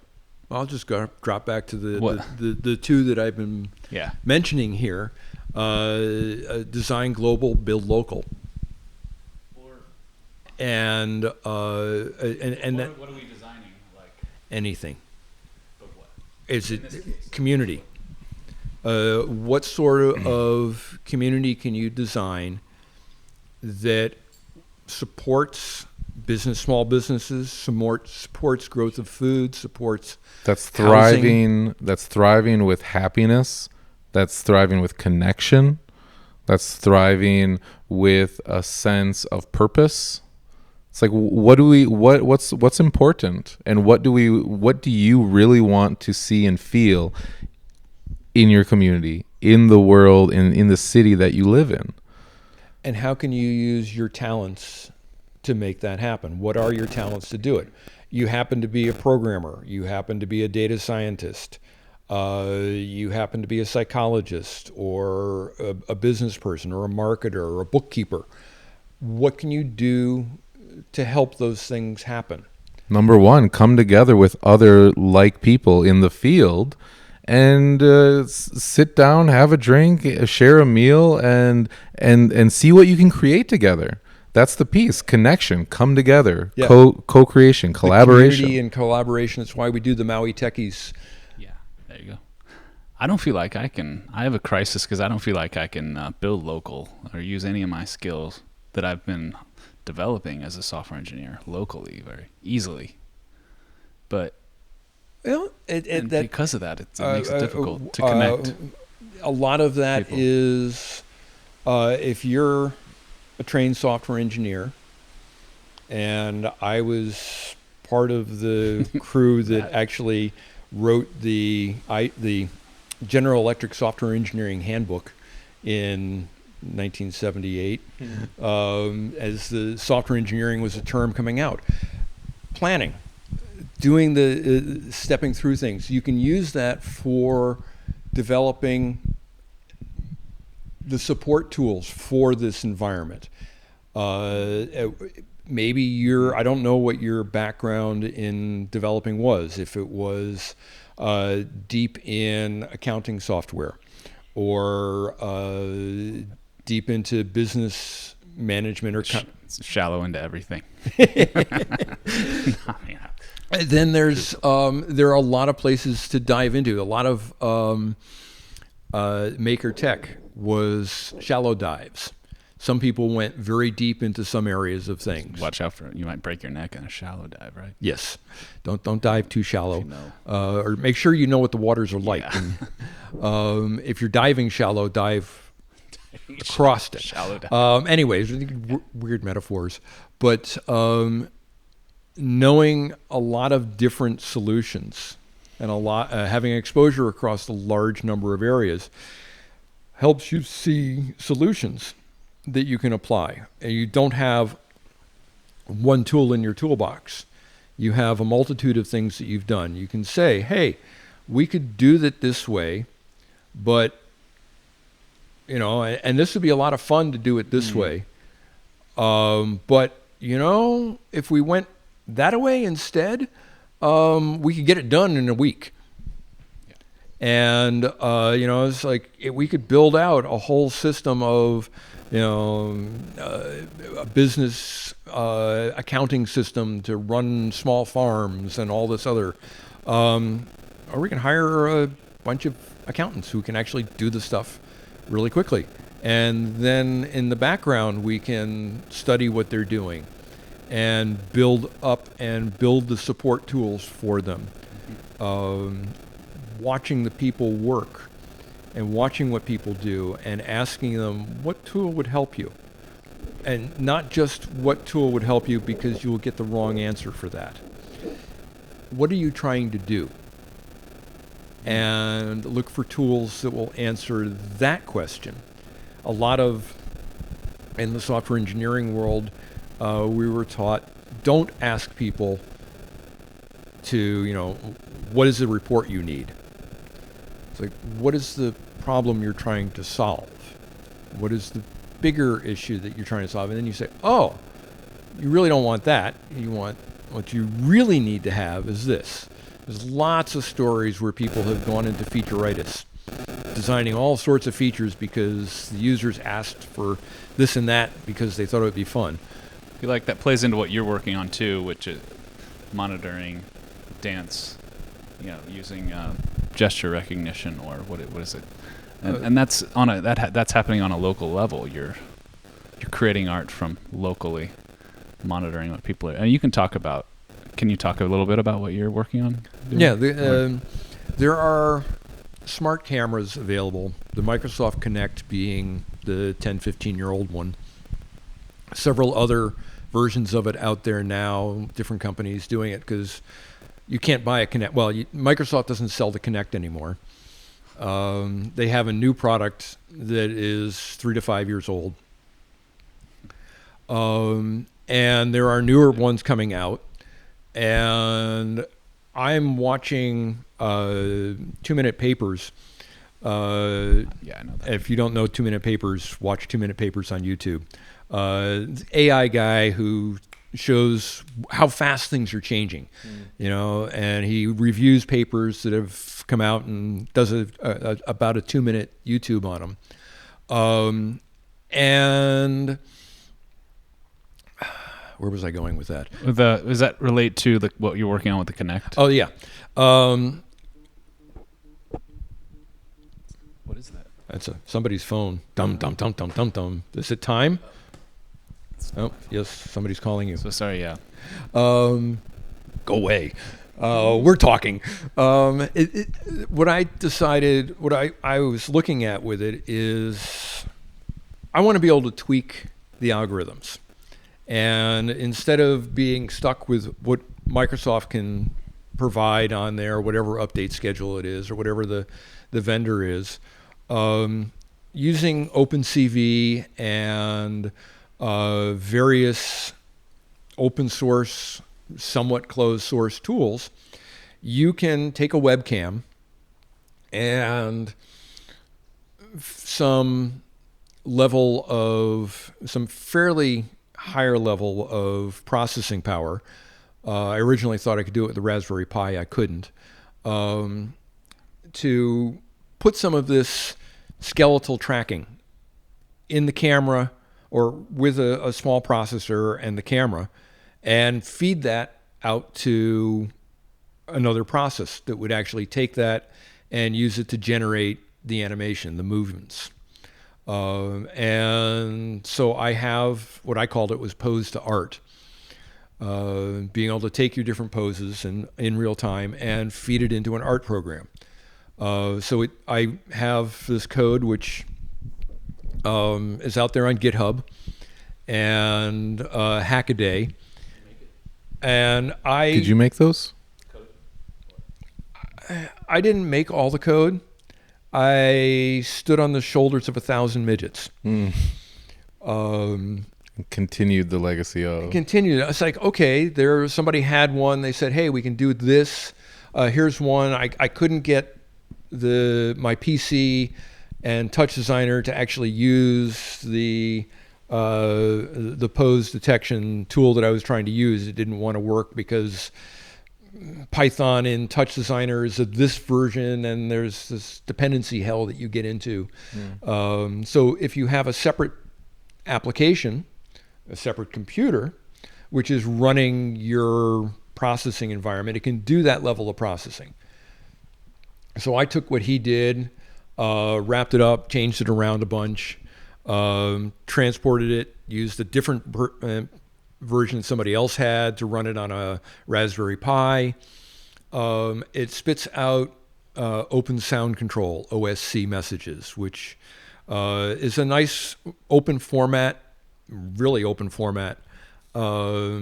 Text, it's a combination of text and binary that is transferred over internet or network, local networks.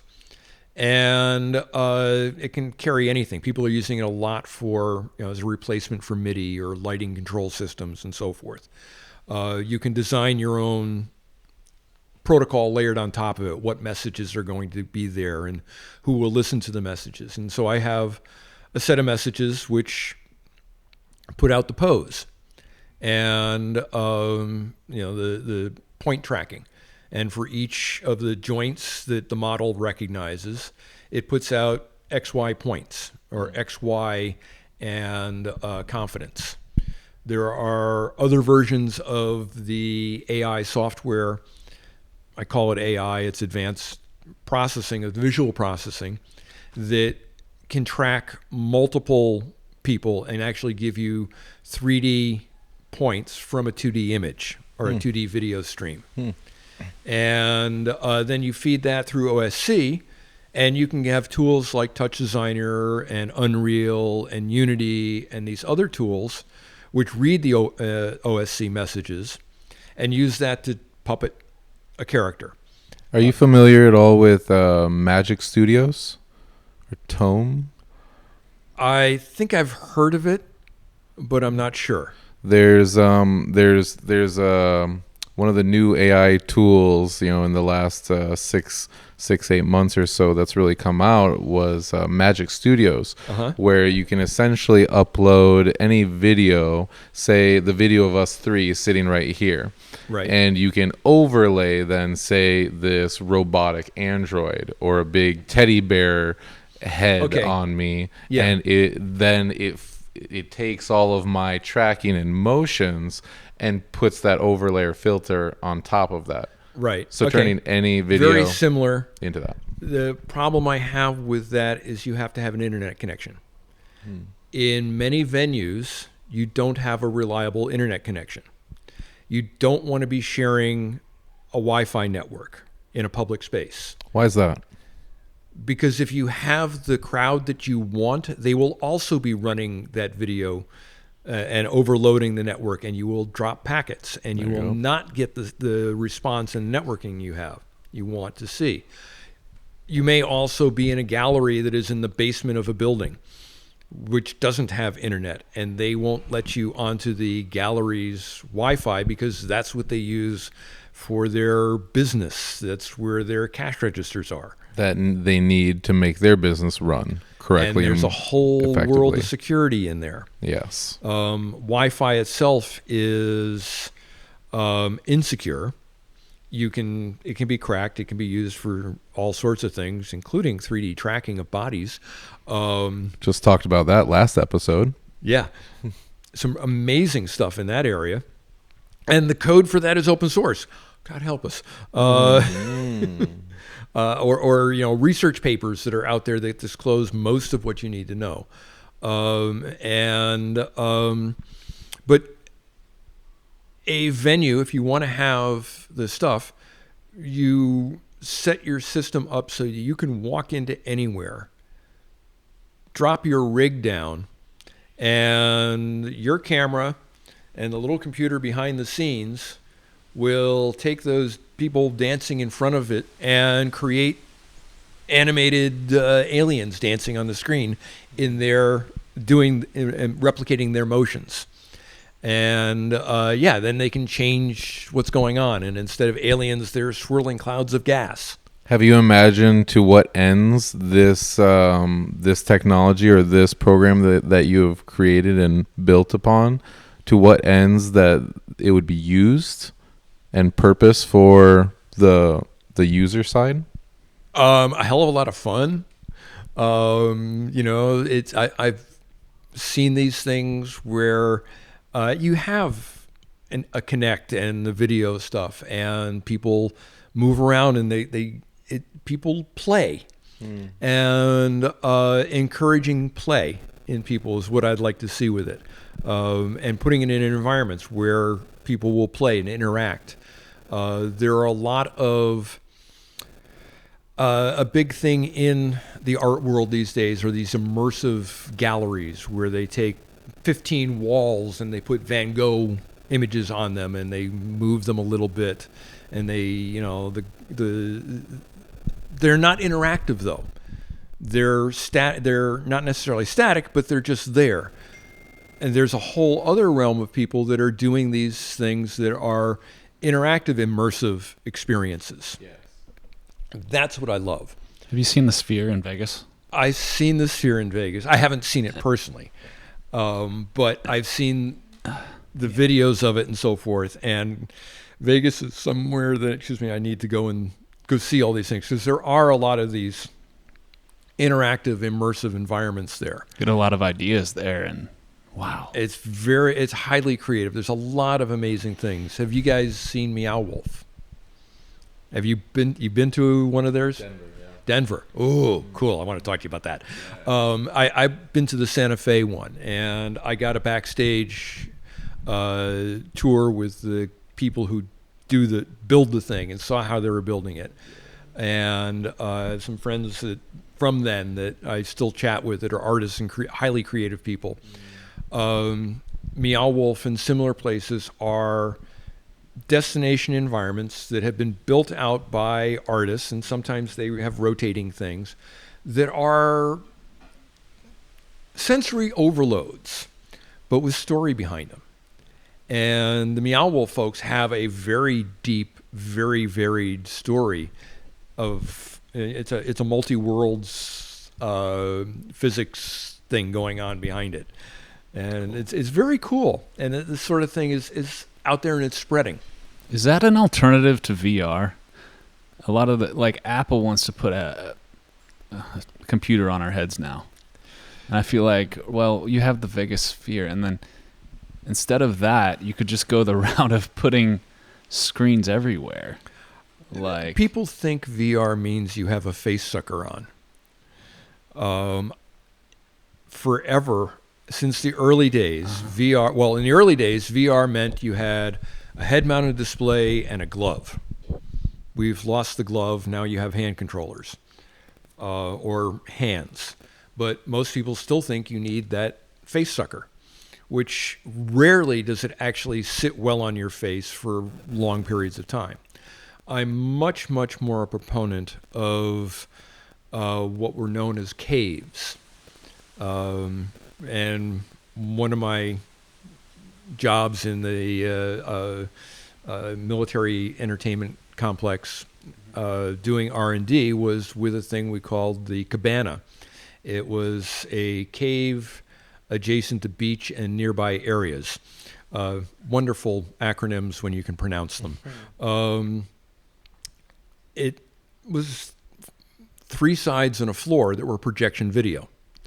And you put on the stereo glasses, and you could walk into this space, which could be reconfigured into flat wall, L shape, whatever, a U with a floor. You would walk into it, and you could see things moving through you. You could interact with whatever the data that was in there, the model of a car. You could sit in the car with the guy in Detroit and talk about the model that you were both looking at, and you could turn and look at him and see him, and you could reach out and hold the steering wheel or sort of the steering wheel, where the steering wheel would be, and touch things. These sort of projection videos are much, much more the virtual environments, the artificial reality. So cool, because it is like you're thinking, you are building local there. Yes. You have to, places like the museum that you've visited, Ben, they have to be local. You need those spaces. And, having a smart camera that can track you off your webcam, so that it can then take your skeletal tracking, your face tracking, and send it over the net to your friend who has a scan of you or the avatar du jour that you want to have, and you can be puppeting that in their space. And there we go, Jerry. I think that's part of that application of, just like you had said, in these caves, you can sit down with a person right next to you and you can work on, or you can experience a shared experience together without being in the same location. Now with this technology of the skeletal mapping, now with simply a webcam, you could then project yourself in this AR VR world and share that any experience with anyone all over the world. And that sounds like revolutionary. And it doesn't take anything more than you can download and run on your computer. Now, it does take, I don't have a executable you can download for PC, Mac, Android, iPhone, whatever. Yet. You've got to know how to tweak the environment. I have yet to go back through and do it on a naked computer that I have not installed the stuff. God help me, I don't know how many different things I've installed on my current laptop. I do not use the Python environment, restricted environment worlds. I should probably. I started trying to learn how to do that. And I now have a new laptop that I have to install everything on. But then it doesn't take a whole lot more than a basic PC. And you can do this with a basic PC, especially, now the, basic graphics cards do rendering and animation, the likes of which we couldn't touch with the world's fastest computers 20, 30 years ago. I think if it already isn't here, there's going to be this continual push and take of the physical in-person experience versus the quote-unquote in-person physical experience you can experience with the technology. Myself, coming from a place of art and theater, I'll tell you, there's no replacing live theater. The energy that you get and you give and receive when you're in a physical space with others. Yeah. That'll never change over some kind of medium until could it in this then like haptics and the wind and the different elements in a technologically simulated environment. And so there's this, like, you were speaking of Meow Wolf and how there's a physical location and a physical destination that consumers and people that want to share it will go to experience this next level experience that they can't get anywhere else. It's not you can't just watch a video of Meow Wolf and get the experience of Meow Wolf. Even a 360 video experience would not cut it. It doesn't do it. I mean, there's a lot to be said for those. Yeah. But there's a lot that you miss actually, crawling through the refrigerator to go into another world. Yeah. Diving, crawling through the fireplace and coming out in a ice cave. All sorts of things that, actually physically doing. Yes. And then, yes, the shared experience of personally sitting there with somebody and sharing the experience with them, whether there's any sort of local mind field, psychic connection, energies that we share that happen that make things go better. There is that energy that you share with other people in the space that makes a small theater. A small theater experiences, pro arts, all the little theaters, the little music things. Yes. Seeing a band play in a small venue is so much more amazing than, God help us, a stadium. Right. I loved seeing the Grateful Dead play in the auditorium at Cornell, and than to see the same thing in a massive stadium. It's like not quite the same. So Ben, if you're building like a theater set, could you have like an LCD be your background, much like the Mandalorian does? Oh yeah. And then you're merging those two worlds. The whole concept of the later term for it, XR, or extended reality, is to me one of the more open definitions of things. How many, it's not just this physical world we have here. There are display screens. There are projections. You can do holographic projections. You can project onto a mist cloud. You can be wearing glasses that have overlays of things. And maybe along the side there, it's giving you the actor's biography. And you can see all these other things to go along with it, or character backstory. So we have XR versus VR, which is I've never heard of that conversation before it even started, because you have a siloed experience in VR, and then you have a collective experience in XR, which I vote for the collective on that. It's hard to get that. The extended reality on it, and the whole concept, the limited marketing that happened around the term VR. Back in the 90s, as I was getting into this, I wrote a paper it was basically a frequently asked questions paper. As I was on CompuServe, and I was the moderator of the VR group that's talking about developing our garage VR systems, I wrote a paper called "What is VR?" And in it, I said, okay, yes, there are the headsets. There's also the projection videos. There are caves. Predating any of that stuff, there was a guy, Myron Kruger, who did analog video where he would put shadows, and they would be interactive shadows in his videos and interact with the characters in the videos. Like Peter Pan. I'm thinking of Shadow. Peter Pan interacts with his shadows. Right. Right? And, you could put your shadow in there, or it's you're casting a shadow and it recognizes where your shadow is in the projection, or it's taking a video of you and mixing it in with a video on the screen. There was a commercial product called the Mandala VR system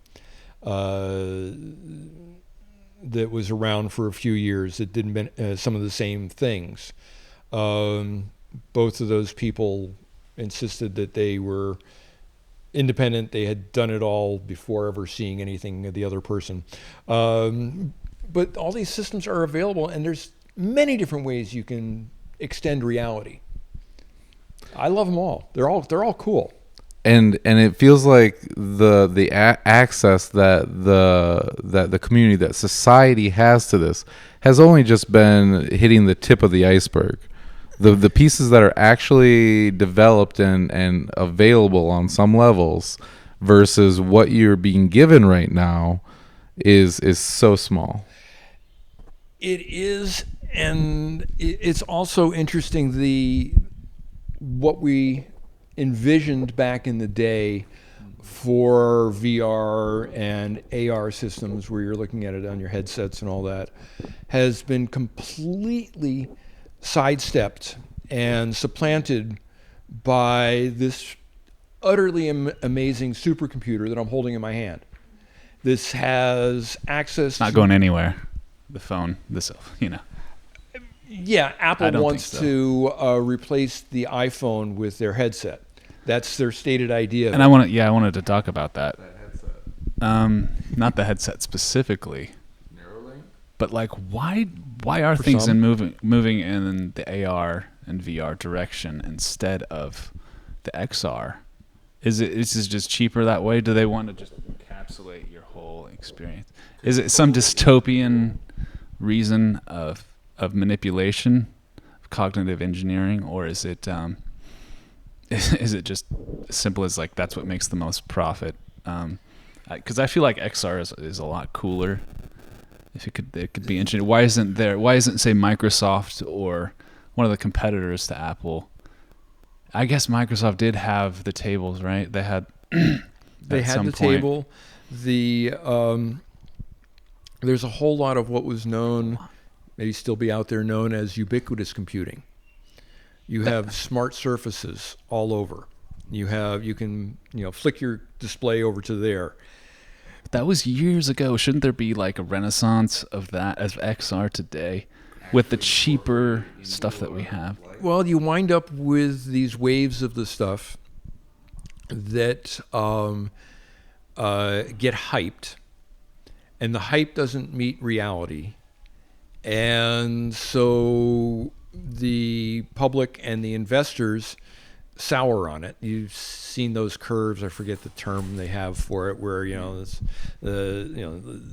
all the hype comes up and everybody's oh wow, and then the reality sits in and so forth. Like that teleporter. You remember the year or two where I was last year I was seeing essentially you go into this booth and it does the full video of you, and then it can send in another booth across the world that exact same image of you, and it looks like you're right there in the room with say a board meeting, or right in front of a classroom. The reality is messy. There are a lot of things that don't work quite right. The idea of being able to put on a headset that takes you completely into another world runs into so many difficult problems, some of which hit physical impossibilities. Putting a display this close to your eye and having optics that will make it look like it's out there, and still let your eyes, the accommodation vergence issue of your eyes want to, converge on something in 3D, and then you focus on it. If those are not in sync, you get a headache. I get really bad headaches putting on a VR set. And some VR can be worse than others. There are some VR that I've put on, I can wear them for hours. There's others that I put on and I take the headset right off. Yeah. And so there's kinks to be worked out. There are tons of kinks that may not be possible to work out. And there are alternative solutions that work just fine and dandy. It's like sometimes it helps to have a piece of paper and a pen, and that works just fine and dandy. You don't need a mind mapping tool on your phone that you can or in your headset that shines up in the world, and that sounds cool, but the realities of it, it's like when I said, hey, I can do this skeletal mapping and tracking on a Raspberry Pi. Yeah, it runs about 7 frames a second. Slow. 7 frames a second is not interactive quality. You have to be under a millisecond to have your reactions happening. It has to be fast. You have to be able, any of the latency, and all of a sudden, things aren't reactive, and you're like, it doesn't quite work right. Latency kills you. Isn't it like especially in your video game? 20 milliseconds? I think maybe 10 milliseconds. 30 frames a second. And if you're running at 30 frames a second, a lot of times that's okay. Talk to a gamer and they want 120. And if you have 10 milliseconds, 5 milliseconds of latency on your network connection, you're dead. You cannot play Battlefield that way. You get in these multi-person shooters, you can't do it if you have heavy latency. There's a new piece of technology. Well, maybe it's not so new. I'm thinking of Stephen Hawking's, in his eye and his, with the tracking. And just recently, I saw, a man that's wearing a headset and a voice set, and he he thinks the words, he says the words inside his head, and it's like a Google search, and it brings it up, and then seconds later he gets the response back, just like a search, and then he's able to then communicate it. There was some interview I saw with Elon Musk where he was asked a fairly complex question, or a question, and he just takes a second and he like looks over and he just like pauses for some seconds. And beforehand we would have just thought, oh, he's just thinking, right? But like in the back of my head, I'm like, nah, that bro is already connected, and he just got like, he has access to the world, and he just got the answer, and then he gave the answer to the interviewer. And so this world of these interfaces of technology, we're talking about VR, AR, XR, we're talking like XR, I'm thinking Japan and these giant billboards where the motions and animations are coming out of the billboard and coming into like a 3D space. That's like a shared experience of extra reality. And we're talking about the individual experience of your own personal headset and being able to manipulate, oh, I don't like this blue sky. I want purple sky. I want, everybody's living in their own reality. And the interfaces that we're stepping into of how we are relating not only to the world, to each other, but ourselves. Mm-hmm. And how do we see that? How do we see those bridging, those interfaces? The interface world is really amazing to me. There are 2 conferences coming up in Hawaii.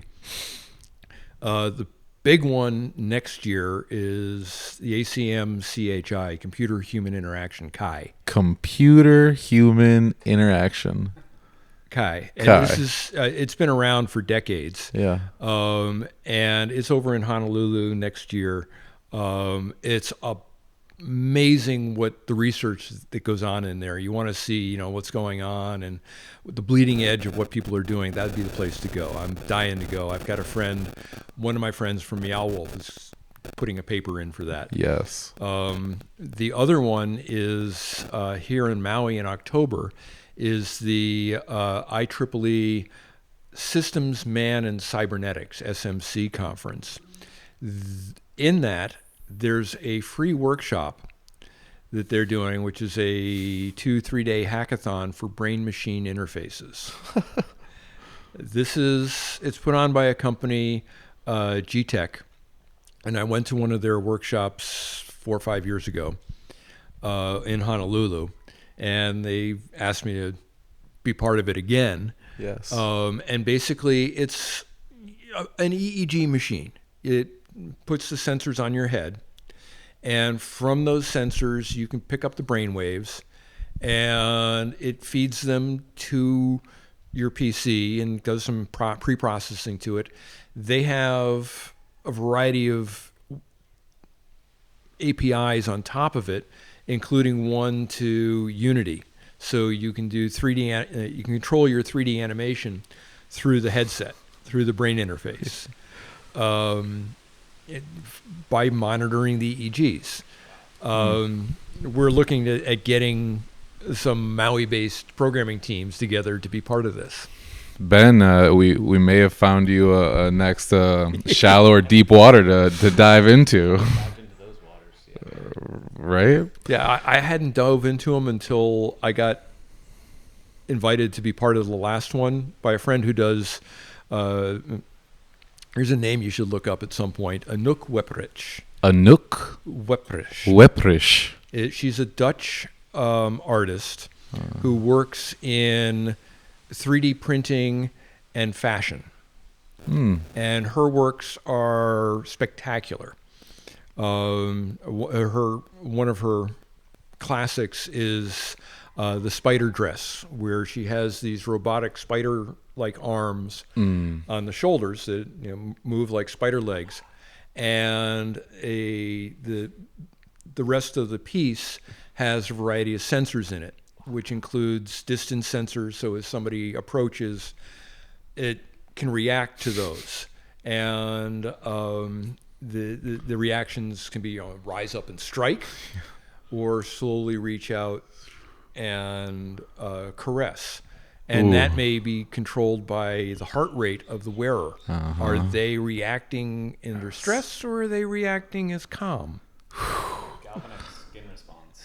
Yeah. All right. Skin response. If this is hitting all of your dopamine receptors, and if you want to dive deeper into what we are talking about, please listen in and be ready, because this is not the first episode that we are going to be sitting with our good friend Jerry here. As we edit down our 3-4 hours worth of conversation into something we can get on the air.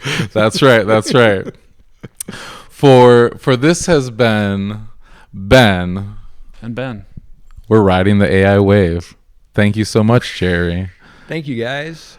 And it has been a pleasure and honor to speak with you today. It's been a blast. Thanks, guys. Looking forward to our next sit down. And you too. Mahalo nui loa. Aloha.